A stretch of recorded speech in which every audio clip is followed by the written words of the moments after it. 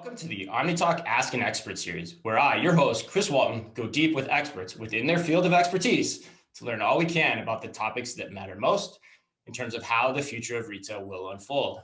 I'm excited to introduce our guest today because his company, 1010 Data, has been a big partner of ours over the years, and they just released an incredible report, one I've read cover to cover a few times already on the state of the grocery industry. It has even inspired some potential new articles, so stay tuned.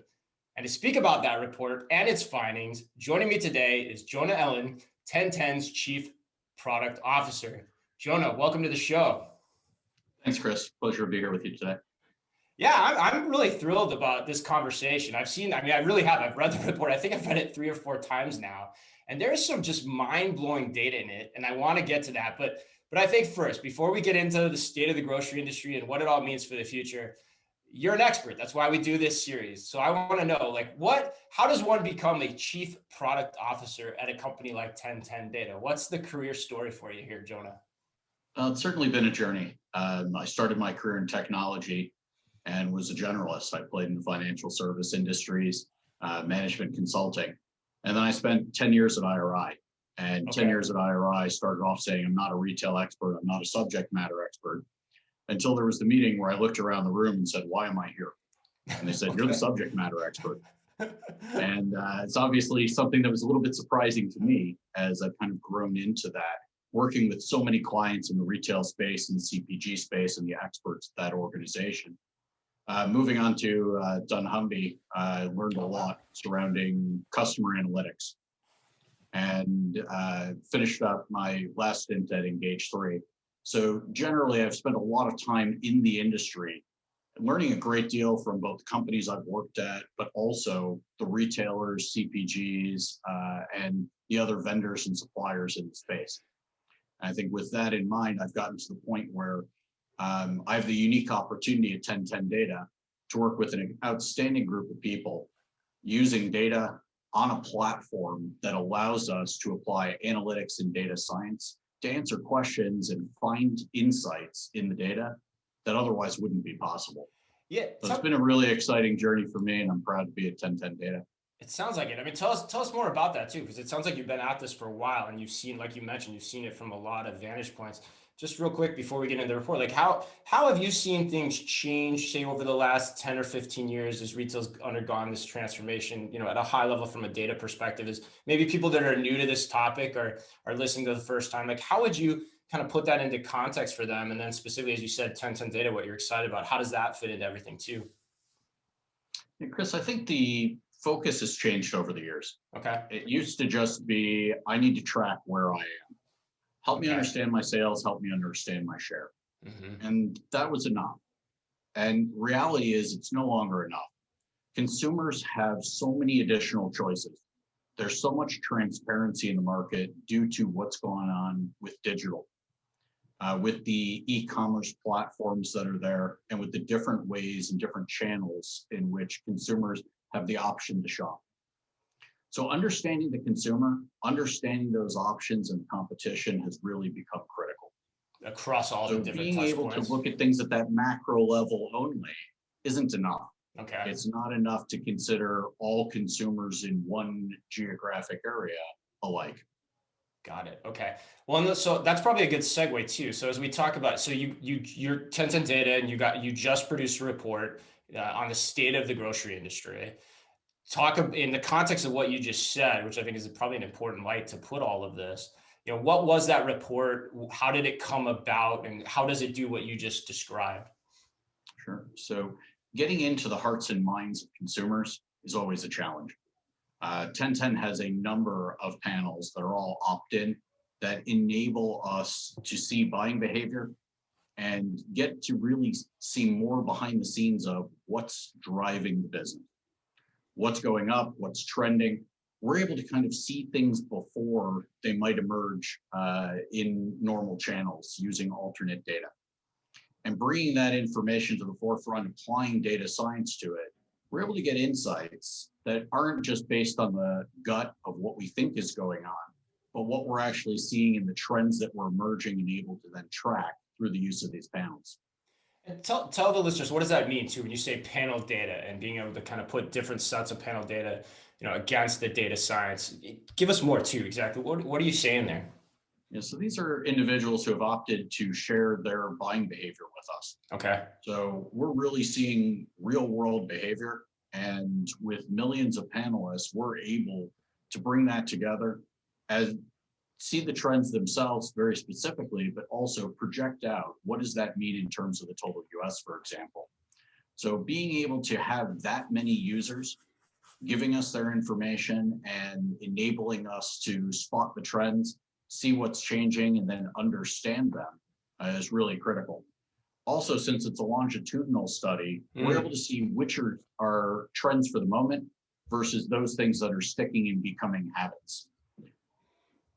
Okay, with grocery, okay, so yeah, wow, okay. That longitudinal part is really cool. So I think, so as you looked at grocery then, let's talk about that. What were some of the big, say, things that you saw happen over this past year since, say, last March 2020? What were the big things that you teased out from this report?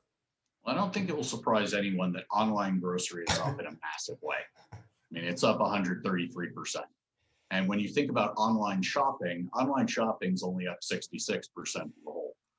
And that 133% is just massive. The US had been waiting for a catalyst. There were already things that were moving towards digitization. There were already things that were moving towards e-commerce. But with COVID, with the reluctance to go into grocery stores, with the need to find what you wanted and to really change the game up, this was a massive accelerator across the industry. It's also given retailers the opportunity to do things in a staged manner. Buy online, pick up in store has been a big boon for consumers in terms of convenience, but it's also given retailers a stepping stone without having to solve for that last mile of delivery. Right. Why do you think that is? Like it's funny you said that exact statistic because that was what jumped out off the page to me right in the beginning. Online grocery up over, I think it was like 133%, if I remember the database and what you just said, like, and online's only up in the 60s. Why was online grocery up double? Was it because the base was just lower to start? Was there some consumer sentiment or behavior that was pushing that? Like, what is your collective take on that? I think part of it's that a lot of other options were taken away. Okay. Dining out at restaurants became a lot less favorable. Substitution effect. Okay. And while delivery of food is now skyrocketing, it wasn't something that was in commonplace. It wasn't something that was embedded in the hearts of consumers, that there were all these delivery services that were easy to access. In terms of regular online shopping, there's certainly things that people needed. There's certain things that they wanted as they began nesting and working within their own bubbles. But also there's that aspect of, I'm no longer going out. I'm no longer doing a lot of the things that I used to do. I imagine luggage sales are down sharply. I should ask you that, right? No, that's awesome. Yeah, no, that makes sense. So the base was lower, so that's a little bit, but then you're right. Like I hadn't thought about that, like that substitution effect of like you could eat out, whereas with the other categories, you don't have that same dynamic going on. You mentioned BOPIS too. What was the big, I mean, everyone's talking about that, but what are the maybe key data points that really bring that home in terms of how consumer behavior has shifted in that direction? Buy online, pick up in store is really a huge story right now. The growth that we've seen in this has been over 400%. Whoa. So when you see those 100% on the online, everyone's eyes pop out of their head. But when you think about that buy online, pick up in store, or the BOPIS, going up 400% for some of the big box retailers, it's really an astounding figure. The convenience that's there, the aspect of a consumer's mindset that says, in today's environment, I don't want to waste my time going to a store if they're not going to have the product that I need. I want to minimize how much time I'm spending, but I don't necessarily want to wait for it to be delivered and have a large box dropped off on my doorstep where all I have for security is my Ring doorbell. Right. Or pay for that delivery too. I mean, that was my family went through that big aha too. Like when you start looking at the delivery fees, it adds up, and that local big box retailer, grocery store is just right down the street. You can save a lot of money that way too. So which leads me to my next point, actually. I mean, I think the other big thing coming out of this, that if you're listening, you got to look at this, because this is some massive potential change here. What about the delivery services, aka the Instacarts, versus what you see in terms of, direct interactions with these retailers, whether it be delivery to home or, buy online, pick up in store? The delivery service third party story here is fascinating. Instacart's a huge story. I mean, you can't talk about this space without acknowledging what they've accomplished. They've brought that last mile delivery to so many retailers who just would not have gotten there on their own. Additionally, the partnership that they formed with Costco really accelerated their growth. Also made Costco one of the big winners in what was an environment where they were already winning. So the growth of Instacart, the ubiquitous nature of it across the industry is huge. I don't think anyone would have predicted at the beginning of 2020 that Instacart was going to surpass the Walmarts of the world when it came to grocery delivery. Yeah, and they're sure. Yeah, what types of numbers are you seeing that point to just how strong Instacart's presence has been during this period of time?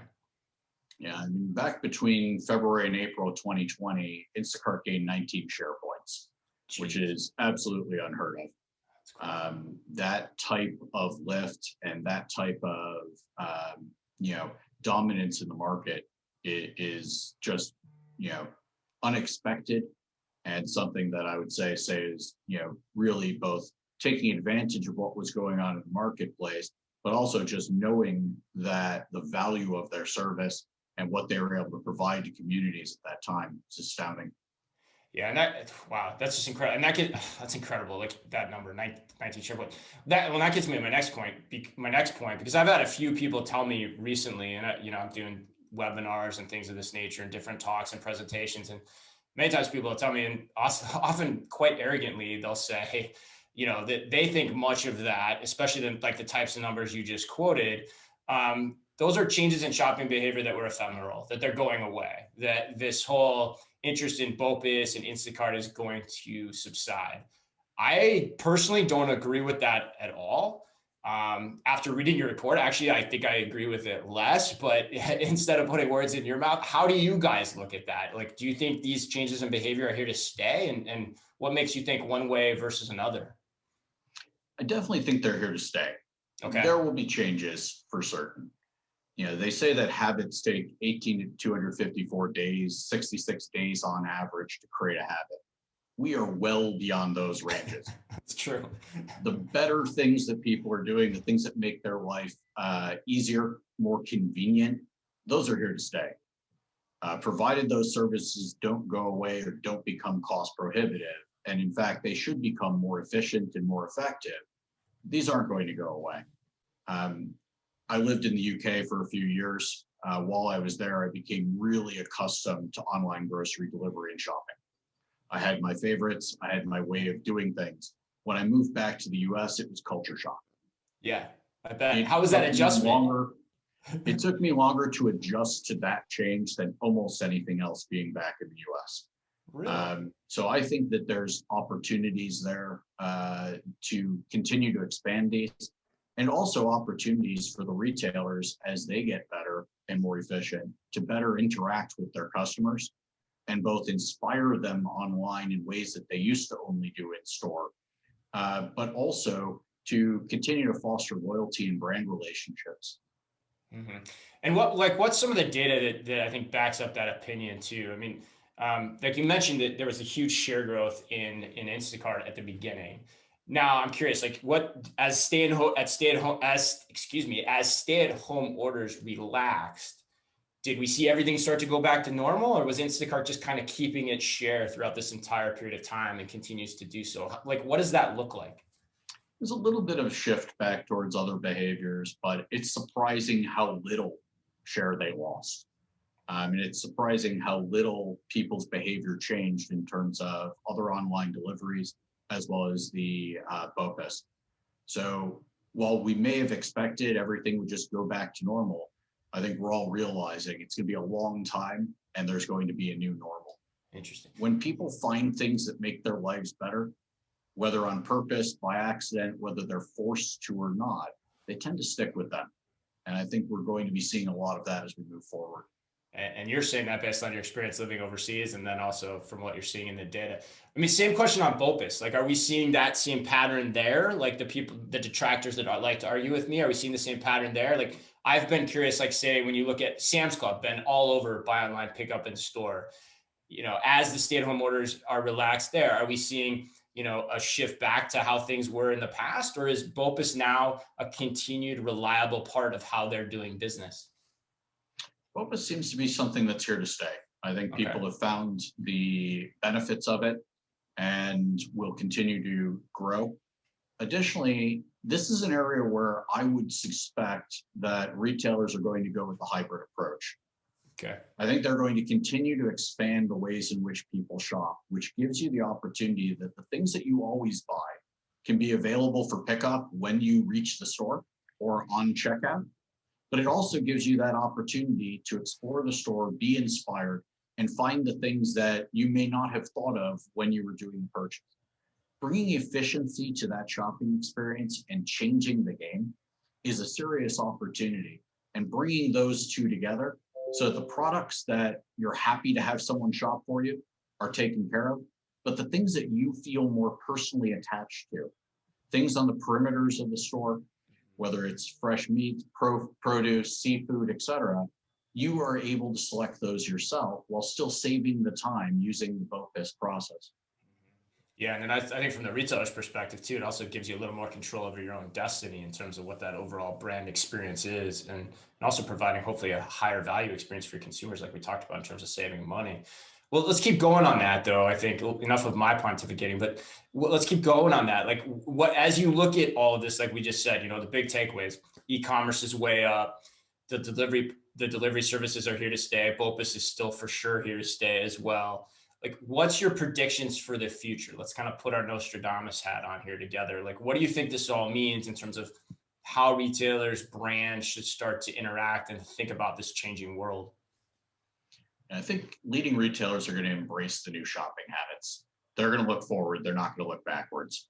They're going to realize that there are opportunities to meet your customers' needs better, faster, stronger, enabling them to continue what they're doing today and then pick up the things that they may be uncomfortable doing right now, but they'd like to do in the future. I think a lot of that will come forward in terms of the expansion in the ways in which they allow people to shop, combining their channels, making hybrids, but also looking at the things that customers have latched onto that aren't traditional to the grocery industry, for example. Meal kits. Being able to walk into a retailer and pick up a meal kit rather than having it shipped to you. Being able to go to a section and find everything that you need in a meal kit type format and be able to customize it. Here are all the ingredients that you need to make salsa, all on one produce pot. And then here's a recipe and a pointer to the store where you can either make it a vegetarian, a vegan, or add your choice of proteins in order to fulfill that meal mission. There's a lot of opportunities that can make that experience a lot more like some of the experiences that people have enjoyed, but may not want to continue doing, either due to the need to pre-plan, the inflexibility, or the overall costs as the economic conditions continue to evolve. That's an interesting point, like in terms of like how do the retailers start to find the middle ground between these different types of experiences and what they're doing online, but still to create the fluidity and the convenience of what they are doing once they go inside that store. What are you all seeing now? I want to get a little wonky here at the end intentionally. Like, what are you seeing from, you know, a data perspective in terms of, you know, thinking about what e-commerce means to the industry as a predictor of the future? Or even, you know, what you're seeing is people are, you know, sitting back at their headquarters and trying to digest all this information that's coming at them. Like, are you seeing changes in terms of how people are even operating around this? Yeah, e-commerce is a really good way to follow trends. You know, by way of analogy, it's how you track the puck. Okay. It's flying across the ice at phenomenal speeds. And e-commerce is one of the ways in which data flows in real time and can help you to track that, to see the trends, and then to better understand them. Putting things in context through large opt-in panels like 1010 is a serious opportunity to see things before they're at the point where you're chasing and you're able to get out ahead. Mm-hmm. And what's it like? What are the types of things you're seeing? Like you're seeing what types of information companies are using all the time. Like I have to wonder, like, is report usage? Are we seeing shifts in report usage during this period of time? Like they're starting to pull data on different things in conjunction with the leading indicator that is e-commerce. Like what types of things are people doing at companies? Because I'm curious if those are listening, they're probably like, well, am I doing those things or not? Or is my team doing those things or not? Like where are you seeing those shifts? And bringing together the sources is really the key to the game, in my view. The leading retailers and some of our partners, where we're looking at how do you take traditional sources and alt data like the e-commerce data and like the panel data, how do you bring that together in order to see the trends, but also to verify whether the trend is prevalent or whether it is only available in one channel. 1010 data believes strongly that harmonizing this data and bringing it together in a consistent view is critical. Additionally, it's hard to see things in the traditional drill down reporting. There's come a time where the data is coming in fast, things are changing regularly, and you really need advanced data science and more compute power to go after it. Adding machine learning and adding AI to find your exceptions and then to interpret what they mean, as well as predict where they will be tomorrow, is really where leading retailers and our partners are heading. Just doing the static reporting, there's too much of it which is based on trends. Mm-hmm. Versus year ago reports are going to be phenomenally challenging, because who would have thought what the world looked like in March 2020? And who would say that it's the same in March of 2021? Right. Things can change very quickly. They can also change on a region to region and localized basis. What's an example where you're seeing that? You're right. I mean, it's almost kind of useless when you start to think about it. Like, what's an example where you've seen somebody do that well that you can share, even at a high level, where you've seen people take that different approach and think more predictively about, what's required to understand what they should be doing. Like, I have to think this has a ton of implications on technology investments, but I want to hear what you have to say about that first. One of the aspects that's really been critical is looking at consumer behaviors and how those have changed. Someone who may have previously shopped in one way may no longer be doing that. Someone who used to dine out 4 days a week may now be cooking at home every day. So the previous customer segmentations and the way in which consumers were viewed by a business have certainly shifted. Additionally, there's the behavior of the channel analysis. How do they shop when they do come in the store? How do they shop when they're doing pickup? And what are they buying online? There's also that aspect of the path to purchase. What are the decisions that they're making? How are they making those decisions? Where are they deciding to buy, and where are they abandoning either items or abandoning baskets? And being able to see that level of detail to understand the customer is really critical in today's environment. More and more retailers are getting down to that level of detail and looking at this so that they can service those customers better and not look at it in terms of, on average, here's what my customer is doing. The challenge with average is there is no one individual who's average.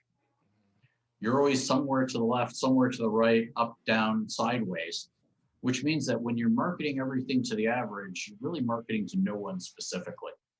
The ability to look at this data, understand it, and personalize both the assortments, but also the way in which you engage these customers, a huge opportunity that the best retailers are taking advantage of, which 1010 data is helping to enable.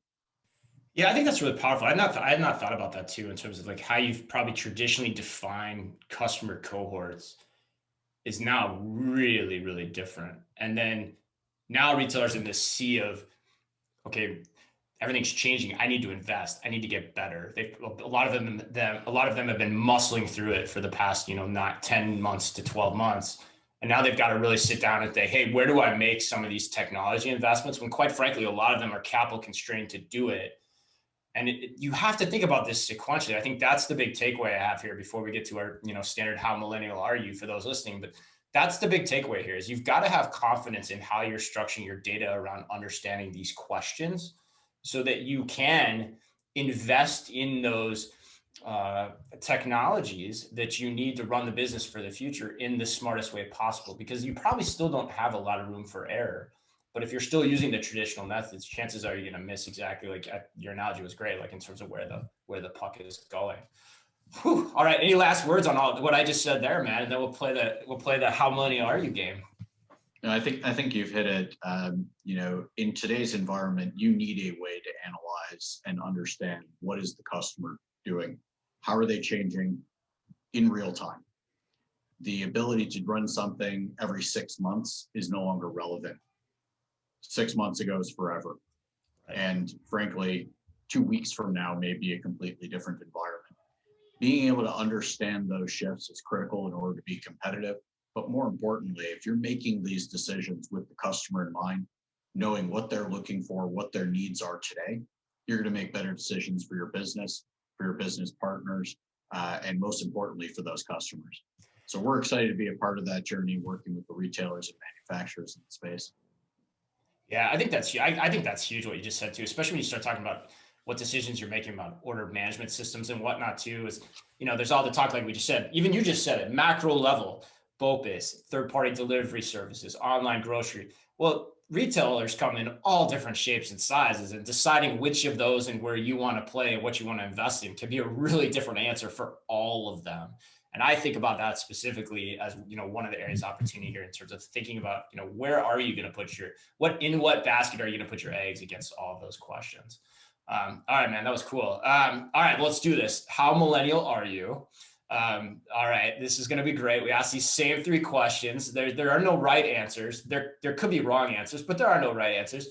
So when you were last paying for groceries, we talked a lot about groceries. Traditionally, are you pulling out a credit card? Are you using some form of mobile payment like Apple Pay, Samsung Pay? Maybe maybe you're still going into stores. I don't know. How are you paying for your groceries these days? Yeah, so when I'm not ordering online, either for BOPIS or delivery, I am pulling out my phone in almost every case. Are you? Retailers have made that phenomenally easy. Okay. I've got a Samsung device. I'm using Google Pay, but find it convenient, easy to use, and where I can, I've got my loyalty card information on the phone as well. Nice. So I'm trying not to touch screens too much. Not that I'm overly paranoid, but every little bit helps. Yeah, now see, I thought with your UK background, you'd be like tapping the credit card, but no, you're full on mobile phone. I like it. Yeah, the US having chip but not chip and pin has been an adjustment for me. But coming to terms with it, and the phone certainly helps a great deal. Yeah, absolutely. All right, how many times in the last week have you ordered food or drinks from a mobile app? See, in the last week, I'm over-indexing a little bit. Are you? Around 3. And 3. I know that's not huge from a millennial standpoint, but it's a lot more than I used to do. Okay. I've started realizing how convenient it can be. I do a lot of my own cooking, something which I think the family has been thankful for. But on the other hand, we need a change of pace. And it is phenomenal how easy it is to jump on an app, whether minutes before or sometimes a day before when I'm closing down and say, hey, let's surprise everybody. Let's get a little treat in. Yeah, it's funny. I always use these questions as my own kind of longitudinal study of how things are shifting too. And we've been doing this now for, I think, 3 years and seeing how people answer these questions. You mentioned meal kits, and then you just said you're a chef. Is that a train you're riding, or are you kind of doing all your own ingredient shopping? I'm curious, since you said that before. I've been doing DIY. Okay. Chef would be a bit of an overstatement. I'm definitely a cook. But I enjoy it. I get a kick out of it. I haven't pulled the trigger on the kits yet. I would say part of it is the fact that all of them want recurring orders. It feels like an awful large commitment to me. But I got very, very close the other day. One of my colleagues was strongly advocating for one that she enjoys. And that was about the closest I've gotten to pulling the trigger. But I do think one more lecture from a family member on, are we eating this again? Maybe the impetus to pull that trigger and get started. Nice. I'm actually all into it now. I never was at all. In fact, I used to kind of make fun of it, but the pandemic has changed habits so much that given where I'm at now, working from home a lot more, it's changed my life. Like I actually now enjoy cooking, which I never did before. And now after this is all over, I could see myself going back into a grocery store because I enjoy cooking, right? Like that, I never thought that would happen. It was all because of the meal kits. But anyway, last question. This is my favorite. If you could only use one social platform, what would it be and why? So this is where I'm definitely not the millennial. Okay. I would likely be stuck on LinkedIn for business purposes because if I've got to live someplace, I have to live in the business world. For sure. That's where I am at this stage in my journey. But I would say Instagram is for fun purposes. The way in which they manage content, the way in which they've seamlessly integrated influencers and enabled you to follow content is powerful. Yeah. I do think there's a shift coming. I've got a Gen Z at home who has explained to me numerous times that the idea of posting your entire life online in excruciating detail may be trending down a bit, but I still think social media has a phenomenal place, both in terms of helping us to interact with others, but also to understand the world around us. And it's a great opportunity for brands to get out there and really interact with their customers on a more direct basis.